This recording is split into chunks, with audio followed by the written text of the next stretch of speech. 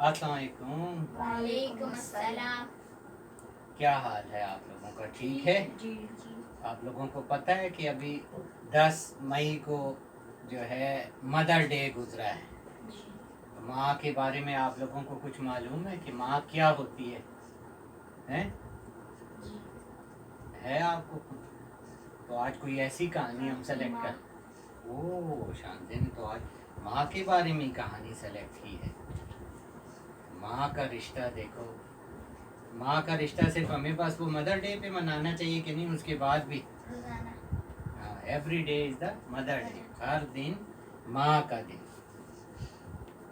तो ये कहानी भी 365 कहानियाँ इससे दो में जो आज का उन्वान है वो क्या है? माँ। चंद साल पहले का जिक्र है कि एक साहब की या एक शख्स की वालदा का इंतकाल हो गया। अहबाब व रिश्तेदार इनके यहाँ बगर्ज़े ताज़ियत। ताज़ियत क्या होती है? जो अफसोस किया जाता है किसी के मरने पर, रिश्तेदार करते हैं, दोस्त अहबाब करते हैं। गए, बगर्ज़े ताज़ियत गए। अपने अपने तौर पे सब ने उनसे इजहार अफसोस किया और सब्र की तलकीन की।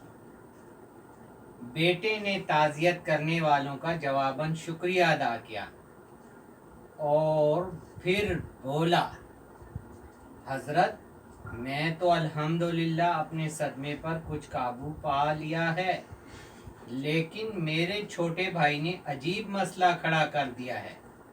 वो एयरफोर्स में पायलट है, लेकिन वो नौकरी से फौरी इस्तीफा देने के लिए जिद कर रहा है, जबकि इसकी रिटायरमेंट में सिर्फ 1 साल बाकी रह गया।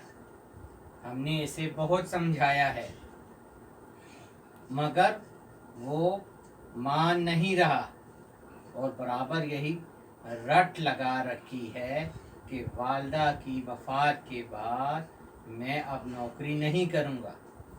वो अंदर घर में कमरे में बैठा है। अल्लाह के लिए आप इसे समझाएं वो इस हाल में अपनी नौकरी न छोड़े। ये सुनकर ताज़ियत करने वाले चंद असहाब ने कमरे का रुख किया, जहाँ एक सोफे के कोने में इनका छोटा भाई गुमसुम बैठा। अलैग सलैग के बाद जब आने वालों की तरफ से ताज़ियत का इजहार हो चुका तो एक साहब ने धीमे से पूछा, आपकी छुट्टी अब कितनी बाकी रह गई है?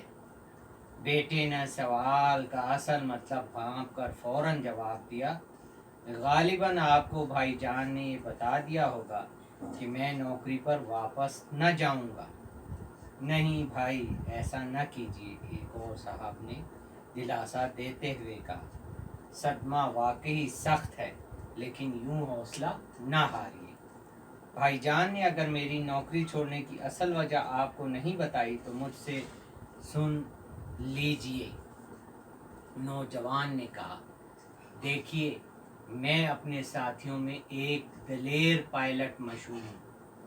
ख़तरनाक से ख़तरनाक फ्लाइट मेरे लिए बच्चों का खेल बन जाती है, सिर्फ इस वजह से कि हर ऐसी फ्लाइट के दौरान ये एहसास मुझे निडर बना देता है कि पीछे घर में मेरी वालदा मुसल्ला बिछाए बैठी हैं और मेरी सलामती के लिए दुआएं कर रही हैं, जो कभी ज़ाया नहीं जा सकती।